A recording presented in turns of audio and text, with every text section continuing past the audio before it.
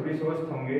But काफ़ी students की demand के कारण कि 9th क्लास का एक टॉपिक है फिजिक्स का जो उनको काफ़ी समस्याएं कर रहा है, उसके लिए हमें एक वीडियो लेके आए हैं कि जो उसको 100% हम समझाएंगे।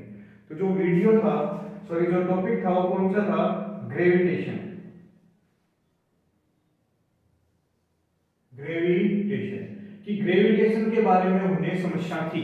बट मैं ये कहता हूं कि यदि आपने ये वीडियो 100% कंसंट्रेशन के साथ देख लिया तो लाइफ टाइम के लिए ग्रेविटेशन की समस्या खत्म हो जाएगी। हम सबसे पहले ग्रेविटेशन करने से पहले मैं एक और चीज एक्सप्लेन करना चाहूंगा कि force, what do you mean by the force? Force होता ही क्या है? Force means force is normally pull और push. Force is normally pull and push. केवल किसी भी चीज को खींचना व धकेलना ही फोर्स होता है। But it can change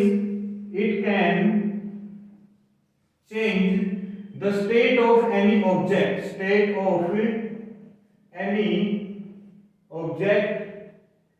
or not means ये किसी भी ऑब्जेक्ट की स्टेट को चेंज कर भी सकता है और नहीं भी कर सकता। वही क्या होता है? फोर्स। सिंपल वे में समझो सबसे पहले कि फोर्स होता ही क्या है? फोर्स कैन चेंज और not change the state of any object. State means rest और मोशन। तो फोर्स किसी भी ऑब्जेक्ट की स्टेट को चेंज कर भी सकता है, नहीं भी कर सकता है। उसी फोर्स का एक पार्ट होता है, क्या होता है? ग्रेविटेशन। तो सबसे पहले जो स्टूडेंट्स की प्रॉब्लम रही थी हमारी कि ग्रेविटेशन में समस्या है, उस ग्रेविटेशन को मैं एक्सप्लेन कर रहा हूं। 100% ध्यान से देखेंगे एंड आई विल गारंटी कि ये एक बार क्लियर होने के बाद 100% आपको क्लियर रहेगा। मींस ग्रेविटेशन क्या होता है? ग्रेविटेशन होता है एक फोर्स। कौन सा फोर्स? सबसे पहले मैं इसकी कंप्लीट डेफिनेशन लिख रहा हूं। Every object in universe apply a force of attraction on another object. This force is called gravitational force. क्या हो गया ये? Gravitational force.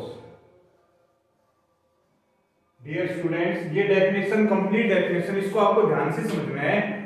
Every object in the universe, इस पूरे ब्रह्मांड के अंदर प्रत्येक ऑब्जेक्ट दूसरे ऑब्जेक्ट के ऊपर एक अट्रैक्टिव फोर्स लगाता है, एक आकर्षित बल लगाता है। उस आकर्षित बल को ही हम क्या कहते हैं? ग्रेविटेशन। सबसे इंपॉर्टेंट चीज होती है कि केवल ये अर्थ पे नहीं होता, इन द होल यूनिवर्स, पूरे ब्रह्मांड के अंदर every object apply a force of attraction on another object. This force is called gravitational force. Clear हुआ? अब सबसे पहले इसके बारे में मैं इसकी कुछ प्रॉपर्टीज लिख रहा हूं जो आपको और भी क्लियर करेंगी। यदि बात करें प्रॉपर्टीज ऑफ ग्रेविटेशनल फोर्स, इसकी प्रॉपर्टी क्या क्या होती है? सबसे पहले फर्स्ट प्रॉपर्टी क्या होती है? It is always attractive. Property क्या होगी?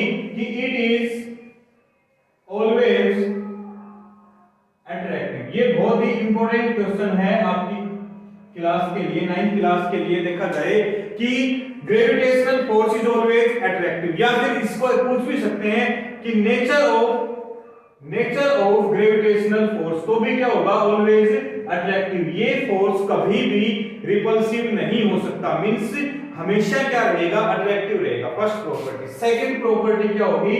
कि this force never be zero. ये कभी भी जीरो नहीं हो सकता। ग्रेविटेशनल फोर्स मींस मैं स्टेशनरी खड़ा हूं आपके सामने तो भी किसके कारण? ग्रेविटेशनल फोर्स के कारण। Third point, it depends on the masses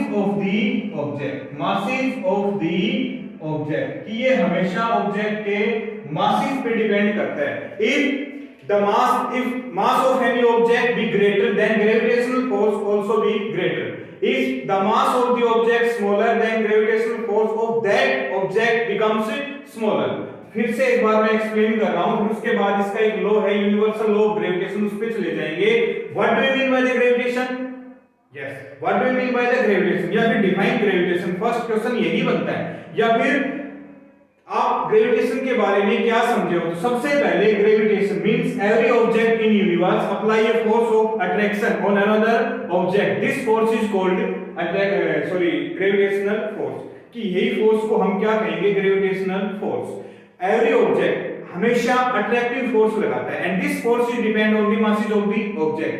ये प्रॉपर्टीज पे भी क्वेश्चन बन सकता है, पूछ लेते हैं कई बार कि what are the properties of gravitation force, या फिर on which the gravitation force depend and that is called masses. किसके ऊपर डिपेंड करता है? मासेस पे। या फिर प्रॉपर्टीज में पूछे तो इट इज ऑलवेज अट्रैक्टिव, हमेशा क्या होगा? Attractive. Second part, it never be zero, ये कभी भी जीरो नहीं हो सकता। और third and important part, it depend on the masses of the object. So I hope कि आपको इतना पार्ट समझ में आया होगा। अब इसका इसी वीडियो के अंदर हम इसका एक लॉ और पढ़ रहे हैं, ज्यादा लंबा वीडियो नहीं लेंगे। यदि किसी भी स्टूडेंट को इस पार्ट में कोई भी डाउट हो तो कमेंट बॉक्स में आके कमेंट कर सकता है। जल्दी आपकी इस चैनल पे लाइव क्लासेस शुरू हो जाएंगी। डियर स्टूडेंट्स, सबसे पहले हमारी एक प्रायोरिटी होती है कि आपको किसी भी पार्ट से फिजिक्स 9 to 12 किसी भी टॉपिक, छोटे से छोटा टॉपिक या फिर कोई बड़ा टॉपिक को लोड लेने की जरूरत नहीं है, क्योंकि अब हम हैं। सेकंड आता है यूनिवर्सल लॉ ऑफ ग्रेविटेशन। इसी का दूसरा नाम भी होता है क्या? Newton's law of gravitation. कि न्यूटन ने एक लॉ दिया था। इस लॉ को करने से पहले ये लॉ 100% स्टूडेंट कोई भी स्टैंडर्ड में हो, 9th में हो, 10th में हो, +1 में हो, 12th में हो, यदि ये वीडियो कंप्लीट आपने ध्यान से देखा है तो आपको ये प्रॉब्लम हमेशा के लिए खत्म हो जाएगी। सबसे पहले मैं एक डायग्राम देख रहा हूं। पहला point A and B and for the student of 9th class कि आपका बेस शुरू हो रहा है ना। यदि साइंस का कोई भी स्टूडेंट होता है तो उसका बेस 9 की होती है। डेरिवेशन 3 पार्ट्स में होता है। सबसे पहले उस डेरिवेशन का डायग्राम होता है, दूसरा उस डायग्राम में आपने क्या क्या लिया, और तीसरा होता है उसका डेरिवेशन कि उसका रिजल्ट क्या निकला आपको। तो सबसे पहला स्टेप ध्यान दें 9th क्लास के स्टूडेंट्स, 100% डेरिवेशन का जो पार्ट है ना, जो लोड है, वो हमेशा के लिए जो डर है ना वो खत्म हो जाएगा। We have 2 points A and B. Any object, point size object of mass m1 is placed at A and the second object of mass m2 is placed at B. The distance between A and B is R. Clear? यही part हमें derivation में लिखना होता है। क्या लिखेंगे कि we have, लिखना क्या होता है वो भी मैं लिख के बता रहा हूं। We have 2 point object which are placed at point A and B. Clear? A and B. Next, M1 is the mass of first object and M2 be the mass of second object which are placed at points A and B respectively. Clear? इसी में add कर सकते हैं and R be the distance between them. First part फिर से बता रहा हूं, 9th क्लास डेरिवेशन शुरू होता है। फर्स्ट पार्ट हमारा ये हो गया डायग्राम। सेकंड पार्ट हमने डायग्राम में क्या क्या चीज ली उसके बारे में डिटेल दे दी। थर्ड होता है हमारा डेरिवेशन। अब डेरिवेशन हमारा शुरू हो रहा है as we know that हम क्या जानते हैं द फोर्स। कौन सा force? Gravitational force is directly proportional to the product of their masses. This is equation first. Second part, the gravitational force is inversely proportional to the square of distance between them. This equation is second. अब हमें क्या लिखना है, from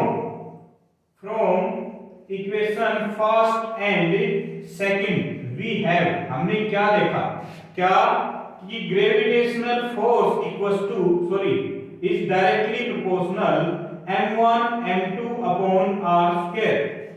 अब सबसे पहले मैं एक पार्ट क्लियर करना चाहूंगा बीच में कि आज हमारे पास एक नया पार्ट आया है, ये निशान आया, नया निशान, नया साइन आया है। ये साइन हमने यूज किया है, ये इक्वल्स टू, ये प्रोपोर्शनलिटी सिंबल होता है। दोनों में डिफरेंस क्या होता है ध्यान से समझना है। आप हायर लेवल तक भी जाओगे ना तो काफी स्टूडेंट्स को ये क्लियर नहीं होता कि ये क्या होता है और ये पार्ट क्या होता है। तो क्या होता है, ये जो होता है ना, ये निशान हमेशा हमें क्या देता है, रिलेशन। क्या देता है, रिलेशन। ये हमें हमेशा क्या देता है, वैल्यू। ध्यान रहे, इसको बोलते हैं proportionality symbol. This is equals to symbol, this symbol give relation and this give the value. यदि मैं बात करूं एक एग्जांपल के साथ कि a equals to b, it means a and b both are equal. Clear? Means if b equals to 5 then a also be 5.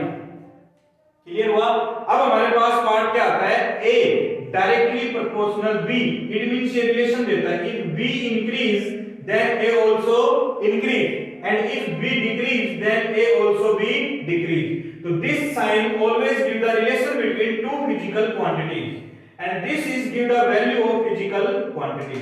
तो ये साइन हमेशा क्या देता है, relation. Means if the product of m1 m2 increase then force also be increase. Clear हुआ। ये जो symbol आया है, निशान आया है, जो साइन आया है, इससे हमें डरना नहीं है कि हमारे पास क्या पार्ट आ गया। अब हम इस डेरिवेशन को कंटिन्यू करेंगे। हमने देखा कि लास्ट पार्ट हमारा था एफ जी बोले तो gravitational force is directly proportional m1 m2 upon r square. जब भी प्रोपोर्शनलिटी का सिंबल हटता है तो तुरंत प्रभाव से इक्वल्स टू का लगाते हैं, प्लस वहां पे कांस्टेंट लगाते हैं। Means F G equals to g dot m1 m2 upon r square, g dot m1 m2 upon r square.